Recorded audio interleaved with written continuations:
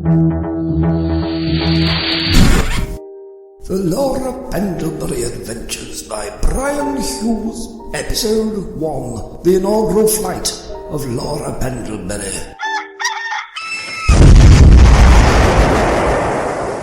Time isn't as linear as most people think. It's more sort of spherical, although spherical would imply that it's got some sort of physical substance. One should perhaps picture time more as a bubble, covered and joined up German measles composed from individual moments. From this intricate pattern, the laws of physics are born. As Laura Pendlebury's great-great-grandfather would have said, it's all wibbly-wobbly. Everything is possible for those who have the reckoning of time, as Polly Jenkins is about to discover. Let me get this straight. If you travel in a straight line, eventually you'll end up back at the moment you started. And because you haven't left the universe, that means the universe itself is self-contained. Something like that, Polly. Except that, as my companion, you shouldn't understand all this temporal physics stuff. It's your job to ask questions, look puzzled, scream, and look a bit sexy. Although, in the latter, in your case, it's probably bending the laws of physics. Pass me a mallet. And this is your TARDIS, is it? It's not a TARDIS. The BBC copyright lawyers are very strict about that. It's a bog-standard time machine that, coincidentally, happens to resemble a telephone box. Spanner? It smells as though some drunks used it for a toilet. Shouldn't it be bigger on the inside? Probably, but great-great-grandfather's notebooks were a bit chaotic, mostly filled with drawings of cats with Hitler moustaches. We're travelling through time, Polly. How much more do you want? To stop being elbowed in the boob? So, assuming it works, and given that we've got the whole of the universe to explore, where are we going to start? Wheaton, Lancashire, 1914. Not exactly Orion's belt, I know, but this being our inaugural flight, I thought it best not to get stranded on some planet constructed out of chipboard and glitter. That would be like spending eternity trapped in a Bonnie Langford show. Take a look at this. It's a report from, let me look, the Blackpool Herald about a hairy boggart in Edwardian Wheaton. It'll probably turn out to be an abominable snowman being controlled, possibly by a disembodied intelligence, possibly a tramp. What was that? The handbrake needs oiling. You parked on a cow. I can see its legs stuck up in the air through the window. It's incredibly difficult navigating the temporal vortex, Polly. One wrong calculation could turn the universe inside out. You don't want to go through life looking like Andrew Lloyd Webber, do you? Come out with your hands/tentacles/pencil like bandiboozle. We're surrounded by soldiers. First World War, judging by their uniforms. We're either stuck in one of my grandmother's wet dreams, or this must be Wheaton Barracks. At least we've landed at the right coordinates. Albeit on a cow. I take it this lot aren't unit then. Otherwise we'd be infringing the BBC copyright. It's worth mentioning that Laura Pendlebury's inheritance from her great-great-grandfather had consisted of a potting shed crammed with alien devices, several notebooks in encrypted script, and an instinctual understanding of temporal mechanics. In a parallel universe, her illustrious ancestor had been a revered time traveller, famous enough for the BBC to commission a weekly dramatisation of his life, reconstructed using wobbly sets and even wobblier dialogue. In Laura's own universe, however, he'd simply been a hoarder, whose life's work she'd been determined to complete using whatever bits of junk came to hand, before taking Polly Jenkins on a whistle-stop tour of history just to prove that her life hadn't been a complete waste of effort, which was why she now found herself in a sparsely furnished hut, face to pockmarked face with Lieutenant Arkwright, who resembled a bloated pufferfish with a spoon handle stuffed up his arse. Is he an alien? Some sort of inflatable pink toad from Amphibious Minor? So, Doctor. It's Laura, actually. Laura Pendlebury. Yes, exactly. Miss Pendlebury, would you mind telling me how you managed to drag that telephone box through our gates, and exactly what you got against Elsie, Mr. Higginson's favourite cow? It's complicated, Brigadier. I'm a traveller in the fourth dimension, you see. Lieutenant, madam. Lieutenant Arkwright. What? Sorry, I'm getting my wires crossed with some alternative dimensions somewhere. Great-great-grandfather mentioned this might happen. In between the scribbled rabbits and badly drawn genitalia. Whatever. We come from several centuries in your future. I'm Laura Pendlebury, and this is my assistant, Polly Jenkins. More of an unwitting hostage, to be honest. When your oldest and most annoying friend suddenly asks if she'd like to go for a trip in her time machine, you jump at the chance. If I was to have some details to give to her psychiatrist later. Oh, dear God, what's the meaning of this Sergeant Benson? Benson, sir. Yes, Benson. What's the meaning of this Sergeant Benson? It's the airy boggart, sir. It's escaped from its barrow, but it's running amok. It's massive. At least 100 foot high and probably, 20 foot or so across. It's just stuffed the lieutenant's desk in its mouth with one fist. And it's so shaggy. Why are you telling me this? I'm standing right next to you. He looks like John the Critic after a night on the booze, to be honest. I'm assuming you've changed your mind about being a local Head tramp. for the TARDIS, Polly! Time machine! Exactly, time machine! Quick! Otherwise we're going to end up as a chutney side dish. You're just going to bugger off and leave this lot to get eaten by Robbie Williams on steroids, are you? Damn right! Once that thing's bitten my head off, there's no coming back. And I can't find my telephone box without a head.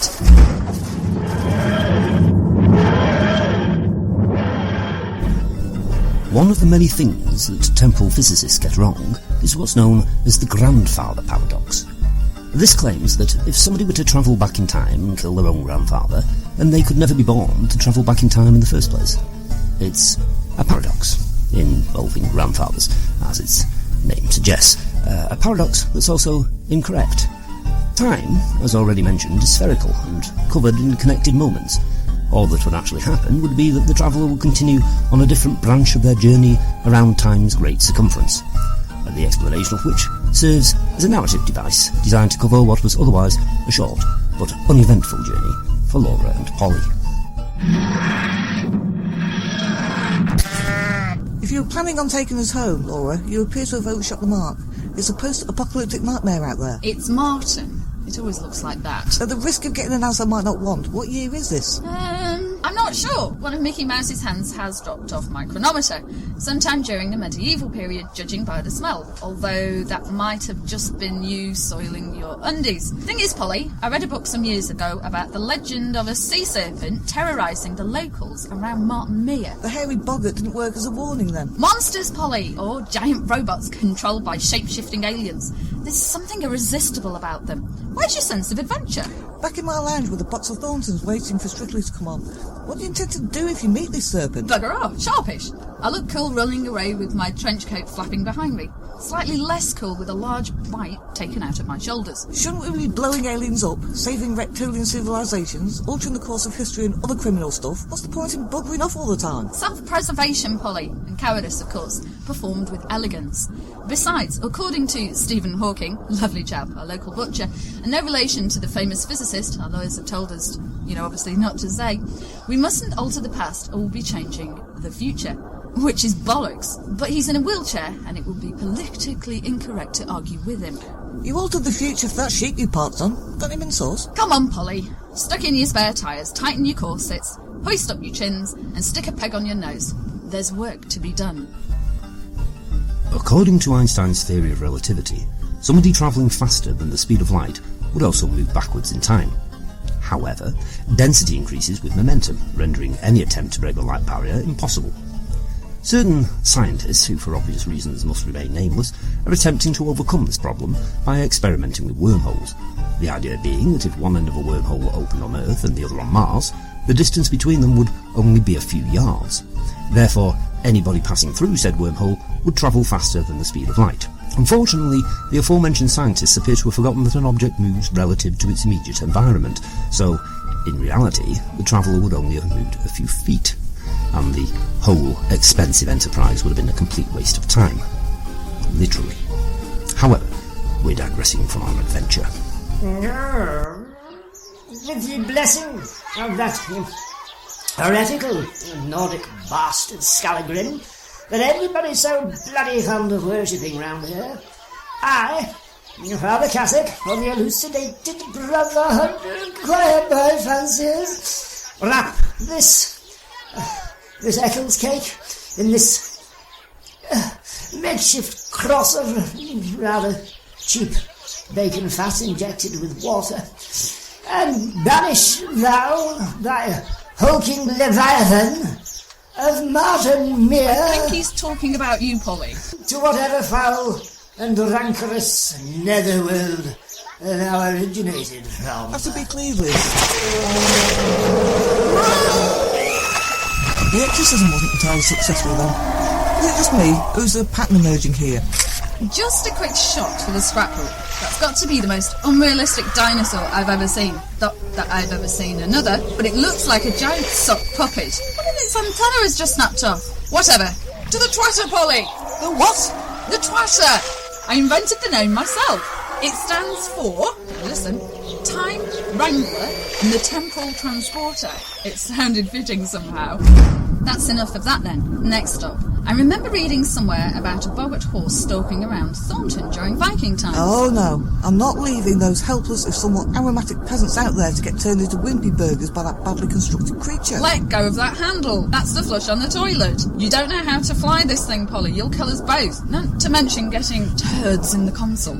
There now follows an exciting battle between Polly Jenkins in the aptly named Twatter and the great bulbous toilet monster of Martin Mere. A dogfight of epic proportions, full of expensive visual effects and computer-generated graphics.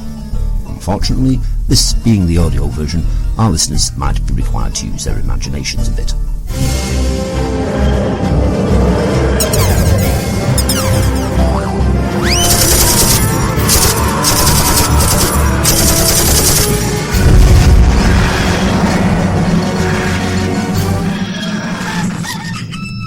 Feeling better now? And blocked some of that pre-menstrual angst from your system? At least we saved Martin from a giant papier-mâché prey saw. That should keep the peasants happy. Look, they're coming to congratulate us. Let's take our pitchforks off their backs.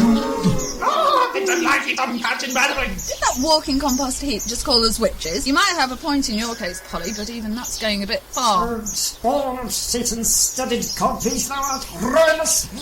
The entire village witnessed thou flying and shooting thunderbolts at the Leviathan. They weren't thunderbolts, I was just emptying the chemical toilet. Besides, traditionally, witches fly on broomsticks. This is a telephone box. Even Ulrika Johnson would have difficulty straddling it. Thou Dendyke, thou even wearest thy pointed headgear at midnight. Take these evil, overweight hags to the Tower of Tribulation. Pointed? It's a top hat with a feather in it. In what medieval backwater could this ever be misconstrued as pointed? The Tower. I don't want to be a killjoy, but we haven't actually got a Tower of Tribulation. Oh, in that case, take them to the stinking outhouse of eternal misery. According to Rod Taylor, in the Hollywood version of the Time Machine, a traveller in the fourth dimension wouldn't move through normal space, but remain in the same position so that he could watch shop dummies across the road dress and undress themselves using stop-frame animation. This premise is flawed. For example, if said traveller were to advance by 6 months whilst remaining in the same spot, he'd soon find himself choking in the endless blackness of space, the Earth, by this point, having orbited to the opposite side of the Sun. Just thought I'd point that out. In the meantime, Laura Pendlebury and Polly Jenkins now found themselves locked in a dank-smelling cell, with no visible means of escape. Now that I have thine undivided attention, ladies, I have a confession to make. I'm not really Father Catholic, malevolent and overtly superstitious medieval priest. I'm actually... damn, the zip stuck. I had the same problem with a flasher on Blackpool Meat Rack once. After 20 minutes I got bored and went home. Ha! I'm actually a bygone. A shape-shifting purple octopus-like creature from the planet Castor Royal in the constellation of Hermes Knee. A Zygon? No, definitely not a Zygon. I don't even know what a Zygon is. I'm a different colour and have more tentacles. And now, if you don't mind my buxom warthogs, I'm going to devour you.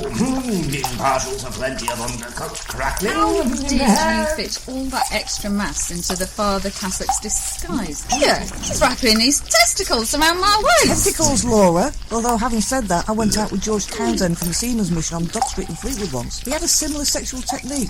I've never been able to look at teabags in the same way since. Holy hell! I'm being dragged into it, slavering, gaping more. The inaugural flight of Laura Pendlebury was written by Brian Hughes and starred Juliet Gregson as Laura Pendlebury, Michelle Harris as Polly Jenkins, and various other poor souls dragged in off the street from classified cameos. The music was produced by somebody called Kevin MacLeod, apparently, courtesy of royalty-free music, and the sound effects borrowed from a number of illegal sources. Don't forget to tune in for the next exciting episode, Polly Jenkins and the Testicles of Doom.